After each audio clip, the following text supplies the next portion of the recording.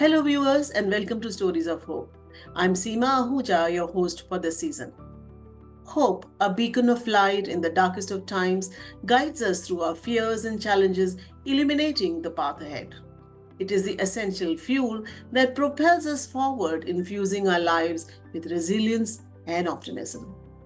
As John Lewis beautifully articulated, do not get lost in a sea of despair. Be hopeful, be optimistic, and put in your best effort.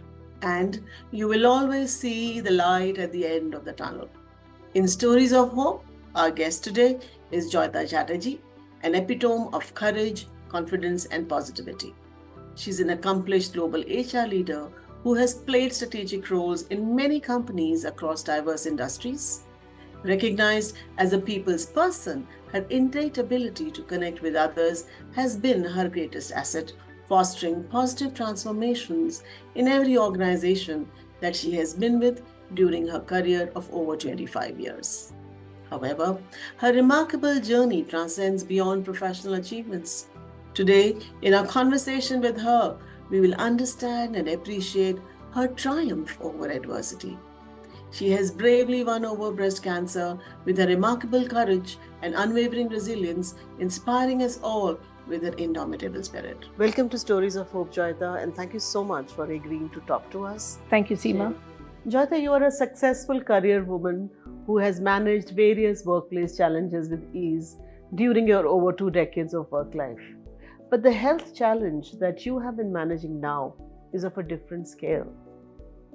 Tell us about your first encounter with your condition. When and how did you realize that something was not right?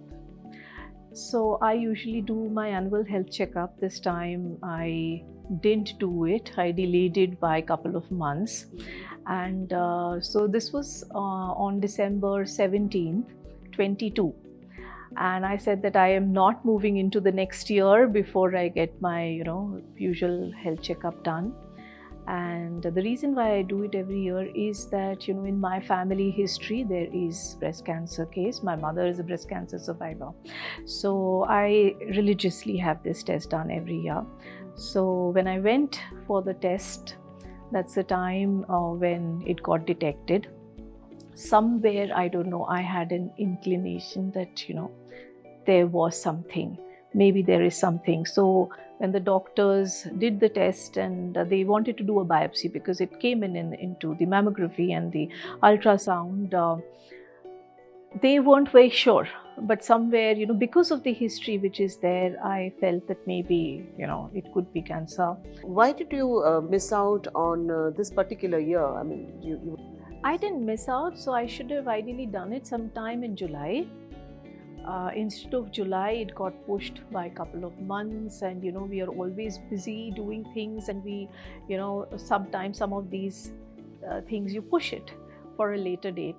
Thankfully, the type of cancer which I had was not aggressive, and I got saved. So I think the lesson which is there is that one should be very regular. I missed out even the annual, checkups in which, we have breast cancer screening in the office. It's usually done in October. I mean, I was traveling that time, so I missed that. So maybe had I got it done that time, it would have been detected at least a couple of months before. But good thing is that you still picked it up at a time when you said it wasn't really very aggressive, and which probably helped in terms of you managing it better. I know you said you had a history, but still, when you really actually face the positive outcome, you don't really, it's not really easy. And I remember you had mentioned to me that, it happened just before your son was supposed to have taken a flight to UK. He was going overseas for his studies. So it must have been quite a struggle between your role of a mother and a career woman who has to look after her health first. I don't let emotions come in very easily. My natural propensity is to deal with the situation. So first I thought, what should I do? Who should I contact? And where do I get my tests done? So once I had finished meeting with the doctor, I said that I live alone in Bangalore. So Bangalore cannot be the place of the treatment in that sense. So I called up my friend in Mumbai, who's a doctor, to say that when can I get my next test done and where should I get it done and all of that. So my first reach was to a doctor friend of mine to find out what should I do. Once I figured out that, okay, this is what I need to go and do, I called up my brother. And I told him this is how it is. I was driving back and I spoke to him. So obviously he was very concerned, but then he knew that I'll be able to manage it. Somewhere I think people around me had this conviction, looking at the way I have dealt with things in my life, that I am not the one to get very scared or whatever. But yeah, it's a sad situation for people around you. So I spoke to him, and then he said, you come to Bombay. The next day you take a flight and you come to Bombay, whatever tests you have to do. My biggest worry was not my son, not anybody else, was for my parents. How will they deal with it? How do I tell them about all of this?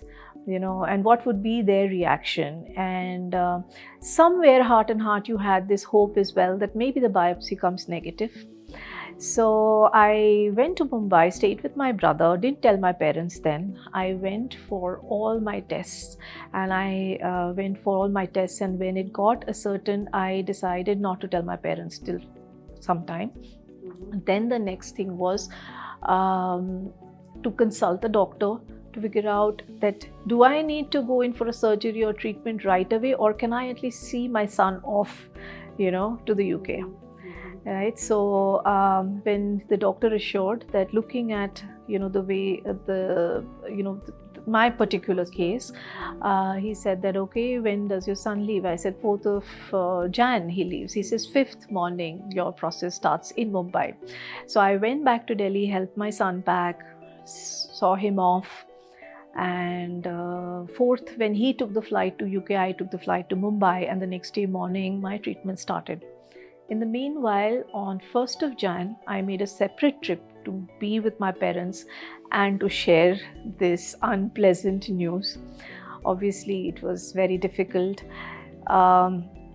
So that's how things are. My biggest, I would say, strength which I had was knowing that my parents are there, my brother and his family are there, and my son, before leaving, I had a very honest conversation. A lot of people were telling me not to tell him, how will he face, how will he know? And I said that no, I mean, people around you should be aware, and so that they can deal with it, they can help you cope with it, and you don't have to have an additional worry of hiding things from people. Yeah. That's very important, right? So whatever is there in front, and we will all deal with it, together.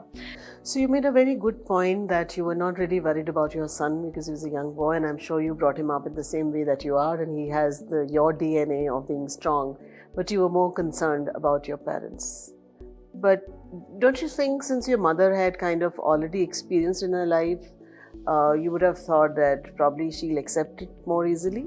It did happen. So if I look at many other people around me, because when you are having a disease like this, or you've come out of it, there are a lot of other people around who share their stories or their experiences around, and that's the time when you see how many other family members react and deal with it. In comparison, obviously my parents were far more stronger. My mother was obviously very sad about it. She was also worried about some of the side effects that comes along with it. But I think what we had belief was our faith in the medical system. My mother had it some 17-18 years back. Things have really progressed since then, and so I was very sure that there is medication, and not all cancer is the end of the world. Absolutely. People recover, they come out of it, and they lead completely normal lives around them. Joyeeta, I must say you were really fortunate to have had a good network of friends and family. But one has often heard there are many cases where at times friends or family start distancing themselves when they learn about people diagnosed with cancer. In such situations, are there any NGOs or support groups available for patients to reach out for help? I've heard these things and it is very unfortunate, but I have been very lucky. I had two of my closest friends and their families, like, my childhood friend, another friend of mine living in Delhi. Both of them, they lived in Delhi and they were there with me. I mean, they called me, one of them, I mean, his wife is also a doctor.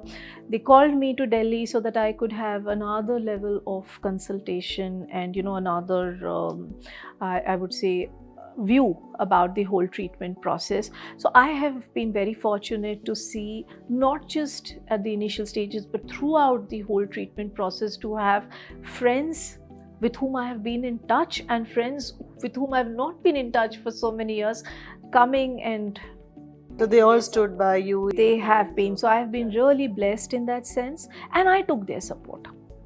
Because a lot of times people don't share, they don't ask for help. So I did ask for help wherever where I felt that, so that the burden doesn't go only to my brother and my sister-in-law, in that sense, or a select one or two friends of mine.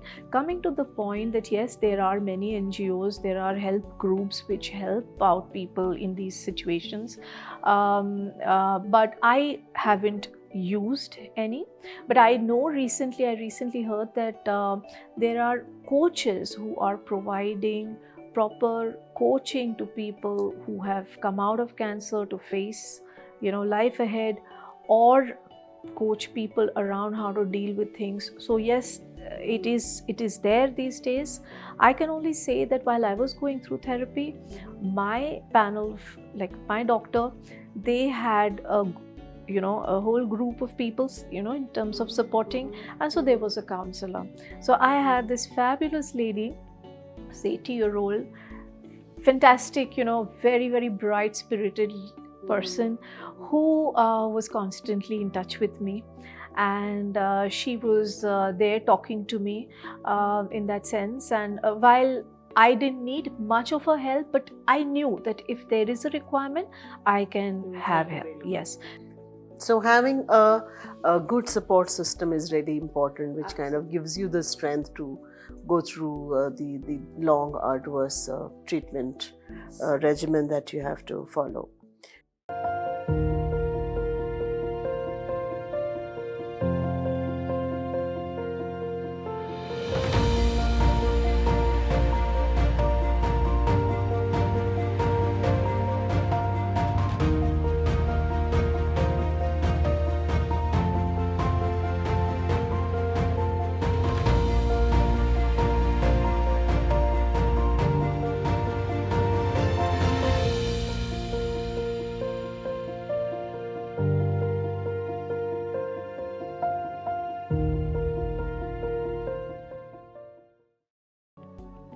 Moving on to the specifics of your brave journey of winning over the deadly cancer, the medical treatment that you've undergone, you have had a very long and exhaustive treatment schedule.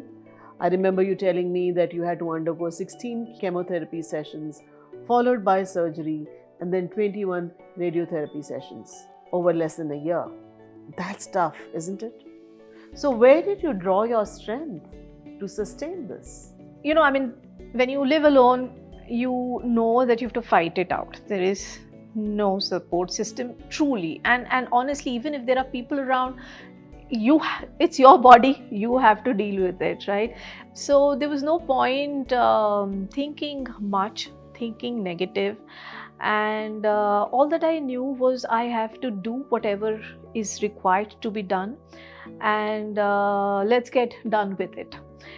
That was the kind of thought which I had. And in the whole process, what worked very well for me was the set of doctors which I had. I had full confidence. They had explained to me the whole process. They had told me how it would work at every step. And I went through it, and I'd been very fortunate that the reactions of the treatment were not very strong for me, because they were managing it. Like, when you take chemo, there will be nausea, there will be various other issues coming with it, right? But I was given the right kind of medicines to overcome that. And I was told I need to have a healthy diet. I need to go and lead a regular life as far as possible. Yes, immunity dips, so there are times when you are not supposed to step out or expose yourself and stuff like that. But I used to wear a mask and I used to go down for my walks regularly. I kept moving back and forth to office. And I continued work from home. So, with that bit of flexibility which, I tried continuing with my work full-fledged. And I think that is very important, because you need to have some particular, goal, or something to look forward to. But yes, they were like sleepless nights for months together, because chemo does that to you. You have to deal with loss of hair, your looks, and pigmentation and all of that. But I think I really didn't bother much. A lot of people I know really bother about some of this external stuff. I have personally been very conscious about how one looks. Most women do. Yeah, so I have been, but then what I realized is that the external looks and things like that is still external to you. So every time I used to go to meet the doctor, I used to be very well turned out, and they used to always say, they used to be so happy seeing a patient who was full of life and who used to come dressed up very well and not thinking that it's doomsday. So it did good for me. It brought in smiles on their faces as well. Yeah, very well said. No, I agree with you. I remember meeting you at one of the get-togethers, and yes, you were there, well dressed up and with a smile on your face, and not even for once it seemed as if you were dealing with some kind of a critical illness. And I agree with you that the way the science has really evolved today, cancer is no longer a death knell for you. And it all depends if you have a positive spirit, like in your case, and if you are surrounded with a good support system, you have good doctors, and if you follow their advice, which is not just treatment but also living a healthy lifestyle and focusing on your nutrition, etc., then you are a living example that you can actually win over. And it's been less than a year, Joyeeta, in your case. Yes. And you haven't really taken much off from your work life, and you've really drawn a very, very beautiful balance between your work life and your treatment going on. So what's your advice to some of our viewers who may be struggling with a similar condition? How do they really make sure that they do not really compromise on their work life while they're undergoing treatment? So it's very important to think that this is momentary. You are going to come out of it. So focus on your work. A lot of people think of leaving their job, but I think that is the worst mistake that they can make, because you have nothing to go back to, and work brings in a normalcy. It helps you to stay normal, which is most important, and it helps you to step out of your house and move out, because cancer drugs tend to bring down your energy. Your immunity system is low, so your energy levels are very low. But if you push yourself to step out for your regular walks, go and continue doing your work, be it work from home or whatever, your mind is not all the time thinking. So that is very important. Plus, I would say is that what is important is about having a good support system and not just rely on few people who are around you. Of course, they would want to do everything possible to see you come out of it, but then caregiving itself is very strenuous. I had heard that from a lot of people, and with certain other episodes in the family, right? We all have it. So if long drawn care, providing care in such cases can be hugely draining. And that is where I reached out. Like, a lot of my friends were like, how can we help? And I said, okay, when I go for my chemo, why is it that only my brother or sister-in-law have to be there? Why is it that I have so many friends? Why can't they come and sit with me? So I said, okay, if you guys really want to help me, maybe one day in the whole period, would you come and spend that day with me? Because while you're having your chemo sessions, you don't have to do anything, just have to be there. Yeah, that's a great strategy, and I must applaud you for the strategy that you used. You expanded your circle of influence and your support network, and you made sure that your immediate family was not really burdened. Absolutely. So they used to come and spend time with me. A lot of people, I met them after college. And we shared about what happened to us over the years. They shared things, ups and downs, and we have now such amazing bonding. Likewise, when I was here, I was like, part of my treatment also happened in Bangalore, because there's only so much that I wanted to be away from work. I mean, I really didn't want to be missing in action here in the office front. So a lot of my team members, they volunteered. So we used to be there in the hospital, and while my chemo was going on, there have been days when I have been working in my laptop as well, and it is doable. It is possible, it is doable. We used to discuss things being, in the hospital. So I have to really give it to my team members as well for standing by me, and some of the other friends around in Bangalore and in Delhi who have really come and helped me. One of my friends, she's like a sister to me. She came and she was there in the hospital. Other than my brother and sister-in-law, she came for 5-6 days specifically just to be with me, or some friends who came and visited me. So very nice. And as you rightly said, when you have more and more people coming over and spending time with you, they actually make you feel normal. And your mind is occupied. Yeah, so it's a great thing to keep your mind occupied so that you don't overthink about what you're going through. And one should not prefer to Google. There is so much of information out there, and not everything is relevant for you, for what you are dealing with. And so this is something which my doctor had said. You come to us for anything that you need, but try and avoid, because then otherwise you will feel everything which is there written is going to happen to you, which doesn't happen with it. And I'd seen it in my case that those 3-4 instances, when I did, do Google search on few things, symptoms and stuff, I was very worried. Yes. And so then I consciously made an effort not to really. Yes, absolutely. That's a very important advice coming from Joyeeta to our viewers out there, that do not indulge in Googling on cancer. Trust your doctor, because they know what is best for you. And not everything is common for all kinds of cancers. So, Joyeeta, moving on to, since you're talking about your treatment and how it really went off, I understand that this treatment can have a very strong impact on your mental well-being, and you did mention about this woman who was really a source of inspiration for you being around. But do you think it's important for people early on to sign up for counseling sessions, etc.? So that they are they have someone who's steering through their experience while they're undergoing treatment? It's completely individual, I would say, and having an access to the right counselor is also important. So I mean, if you don't have access to that, then it may not really be as effective and could be damaging. So on that bit, I would say that to each one on their own, I mean, what works for them.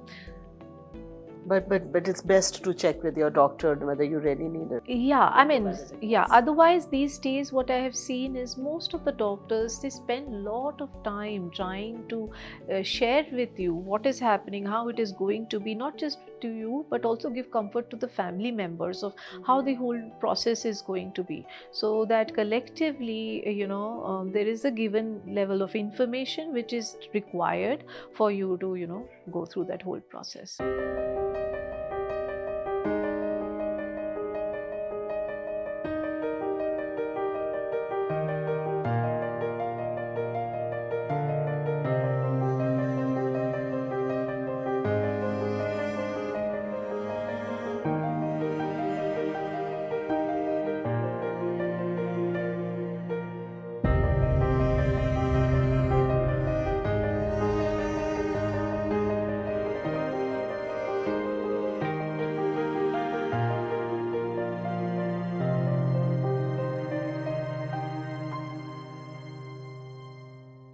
I know, Joyeeta, you've been really fortunate that you had access to multiple set of doctors, etc. So for our viewers, would you like to share a bit more about who were these doctors who helped you sail through this situation, and which was the hospital where you were treated? So I got my treatment done in Hinduja. So Dr. Vinay Deshpane was my surgeon and the primary doctor, an amazing person, because I wasn't sure how it is going to be. So finally, we were able to, conserve, and the surgery went about very smoothly. So he and his set of the doctor team that he had, and then my radiation oncologist, Dr. Sachin Almail, he had been the one who was taking me through the chemo sessions. What an amazing system that they have in the hospital. The whole set of doctors, as I said, the counselor, the doctor who used to personally come and meet and be there in the whole process. And more importantly, he's the one who kept saying, I said, can I exercise? Can I go to the gym? He says, do what you can do and please do it. So not to tell me that please don't do this, please don't do. So no restrictions whatsoever. Restrictions. He just said that, look, your immunity is down, so you have to just be careful about what you're eating and the other things. But other than that, he just gave me that whole thing that it's better that if you're pushing yourself. And then, as I said, that while I was in Bangalore, I was getting a couple of my chemo sessions from Narayana Hridayalaya, and that is where Dr. Nidhi Tandon, she was also there. So these are the three doctors who actually treated me, and my radiation was done by Dr. Kannan, again in Hinduja. So they were like fabulous. But I also had access in the family to very, I would say, well-known doctors in Tata Memorial. Dr. Siddharth Laskar and Sarbani Laskar, they are family. They are like cousins, basically. So I had access, in that sense. So I had access. We were consulting the whole process. Wherever I had a lot of doubts, I knew I had a reach to many people in that sense. So do you think having a second opinion or a third opinion is important? Yes, you need to, because what it does is that you see the way I can talk about myself, sure, is that you see the way each doctor is thinking of looking at the treatment.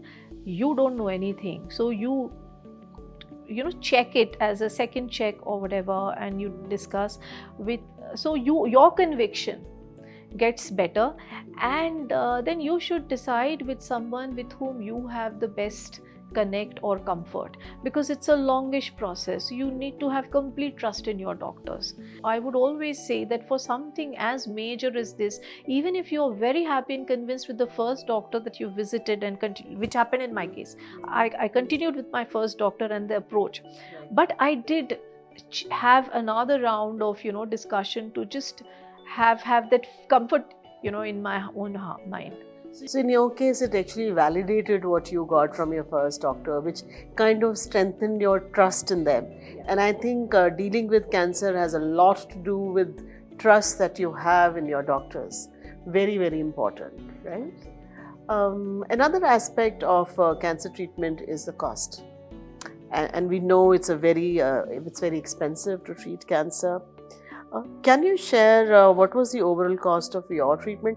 I know every case is different, but it will be good for the viewers to really understand. And more importantly, I wanted to understand, how did you manage your finances? Did you have a critical illness insurance cover? How did you go about doing this? Yeah, so I was insured well, for last many years. I had not just a good insurance coverage as well as critical insurance coverage, both. So my total expenses came to 18 lakhs is what I know. Maybe 1 or 2 lakhs here and there, maybe extra for all the travel that I had been, doing and stuff. It doesn't get covered in your insurance. But that was the total cost which I incurred. And insurance. This included the insurance amount? It is part of the insurance thing. It is just that, having good insurance and having financial backing is the most important thing, other than having emotional support.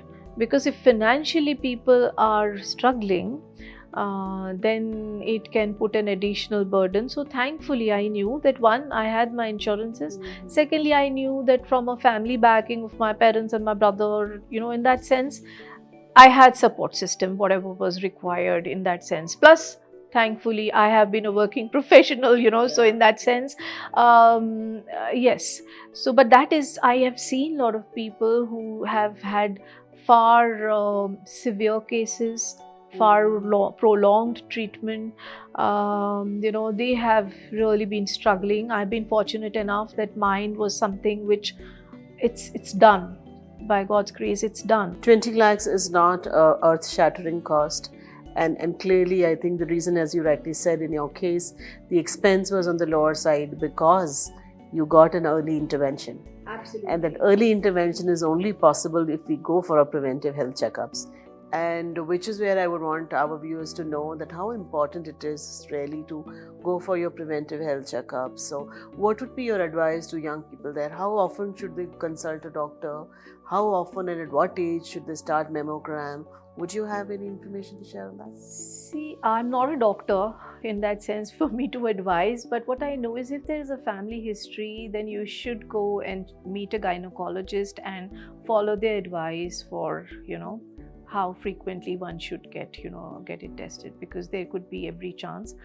Also, in addition, these days, the percentage of women having breast cancer has increased multifold across. I mean, there is statistics in US and UK where what I'm told and is that maybe 7 out of 10 women have it.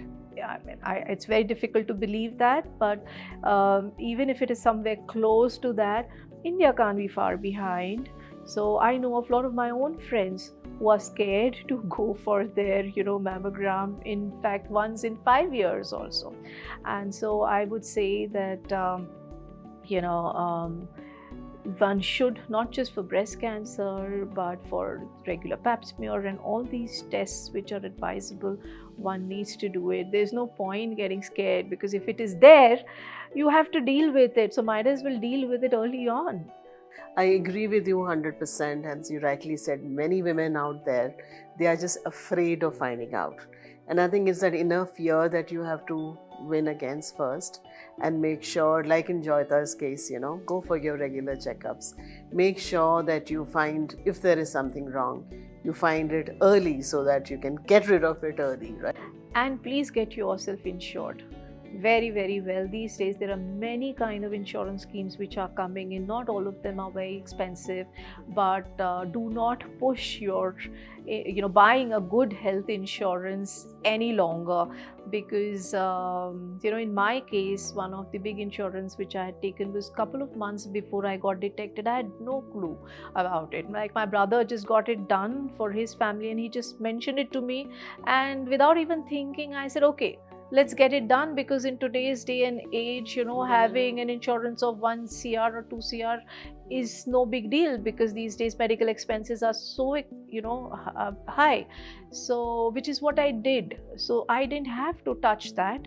But still, I would say that, I had that comfort, because once I have this, no company would give me a new insurance to deal with this.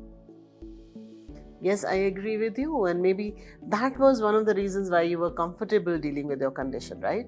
Because half the times people keep worrying, and when your immunity levels are low and you're also worrying, I'm sure it would impact how you really recover. So health insurance, and if I'm sure our viewers will agree that critical illness cover is really very, very important, which you did in your case. So Joyeeta, we are moving on to the last segment now.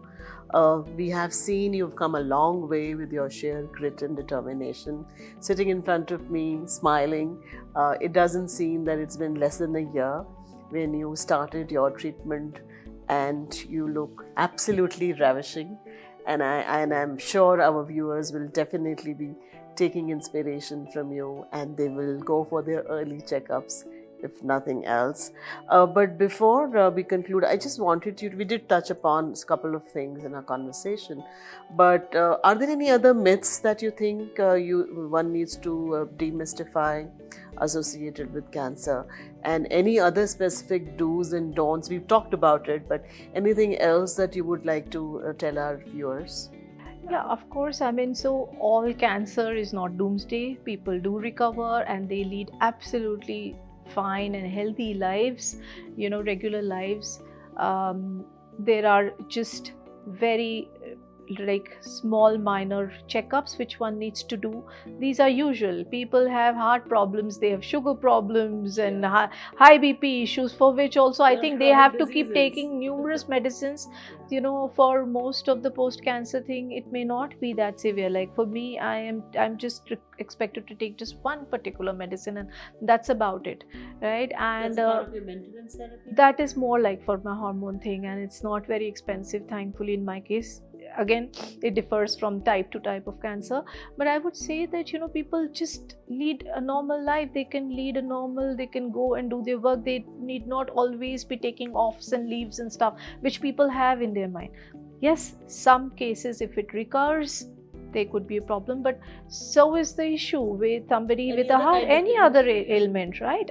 So that is one myth. The second thing, which was very interesting, which I heard, was that there are some people who feel that if they have a history of cancer in their families, marriages don't happen. I'm still very far from reaching that stage where my son's marriage question comes into the picture, but somebody said that that people think that if there is a history in the family, then not.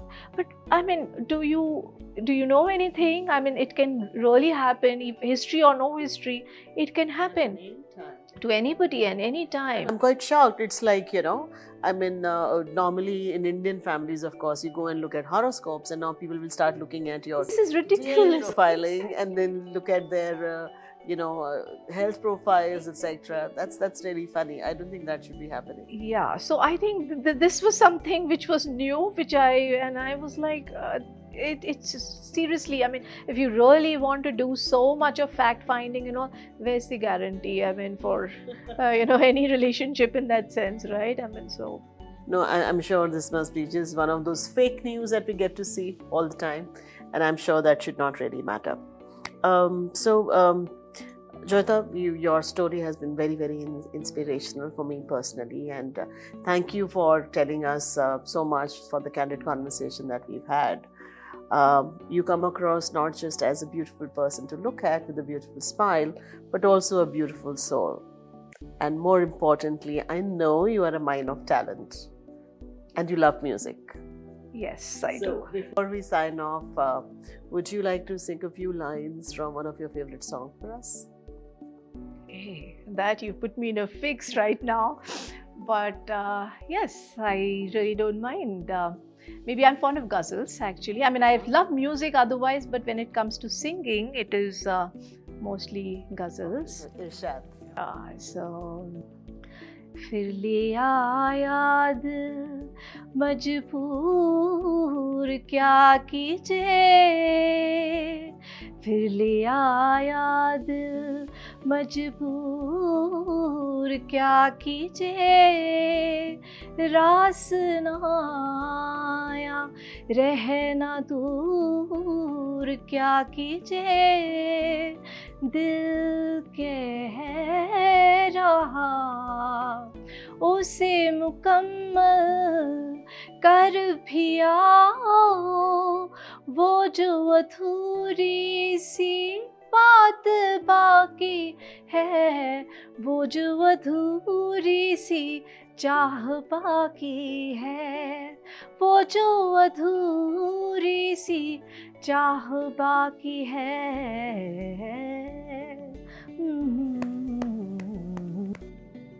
Awesome. That's really, really fabulous, Joyeeta.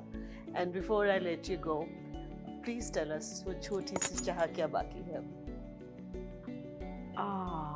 That is a difficult. बहुत सारी चाहते हैं. जिंदगी भी बहुत बाकी है. बहुत सारी चाहते हैं.